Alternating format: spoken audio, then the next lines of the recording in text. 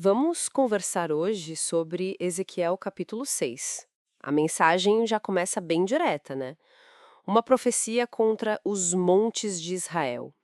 O comando é muito claro. Filho do homem, vire o rosto para os montes de Israel, profetize contra eles. Parece que o foco todo é a idolatria ali nesses lugares. Exatamente. Esses montes, essas colinas, eram locais comuns, né, para cultos a outros deuses. Isso era visto como uma quebra da aliança com o Senhor. E o texto, olha, não economiza nos detalhes das consequências, não. Fala de altares demolidos, Sim. ídolos espatifados, colunas de incenso quebradas. É uma destruição bem física e simbólica mesmo. E a linguagem é, nossa, muito gráfica. Menciona corpos dos israelitas mortos bem na frente dos ídolos que eles adoravam, ossos espalhados pelos altares. É quase uma ironia macabra, né? Morrer junto daquilo que era objeto de adoração. O que será que leva a um juízo tão extremo assim? Então o texto é bem explícito sobre isso. Aponta para o interior, sabe? Fala de corações adúlteros que se desviaram de mim e também por seus olhos que cobiçaram seus ídolos. Existe uma ligação muito direta entre essa infidelidade interna, o desejo, o coração que se desvia, e a ruína externa.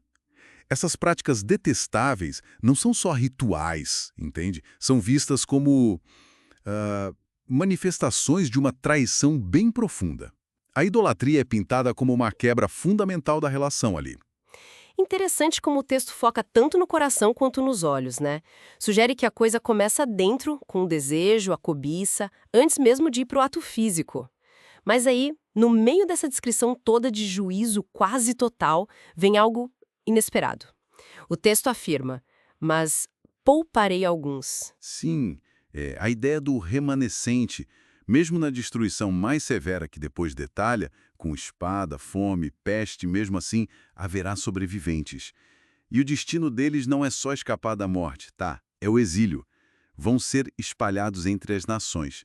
Só que esse exílio tem um propósito bem específico.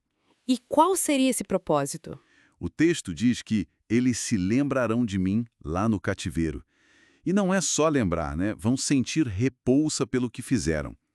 A frase terão nojo de si mesmos pelo mal que fizeram, nossa, é muito forte. Sugere um arrependimento que vem lá do fundo, nascido do sofrimento, da reflexão no exílio. Não é uma simples lembrança, é sentir o peso do erro mesmo. Exatamente. E esse reconhecimento doloroso está ligado a um refrão que aparece várias vezes no capítulo. E saberão que eu sou o Senhor. Essa frase se repete, funciona quase como a assinatura divina nos acontecimentos, sabe?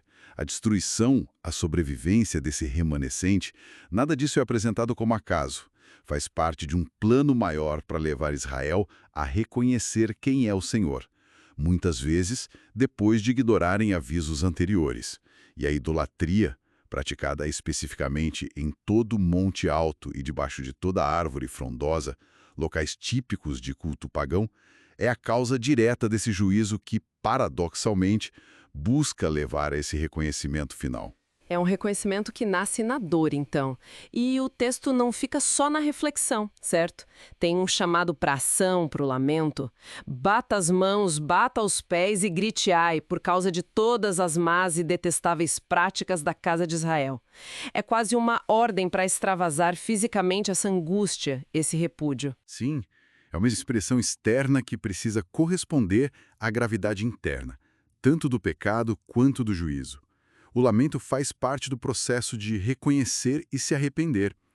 A consequência final que o texto descreve, caso não haja essa mudança, é a desolação total. A terra se tornando um deserto desolado. Um testemunho físico dessa relação quebrada. Então, para a gente amarrar as pontas, Ezequiel 6 traz uma condenação bem forte da idolatria, ligando-a a um juízo severo, detalhado. Mas mesmo na destruição, existe a preservação de um remanescente. E o sofrimento, o exílio desse grupo, tem um objetivo claro: levá-los a lembrar, a se arrepender profundamente e, finalmente, a reconhecer o Senhor. A desolação funciona como aviso e, para os que sobrevivem, como cenário para essa transformação. Exato. Essa tensão entre a destruição quase completa e a sobrevivência desse grupo que se transforma é, é marcante.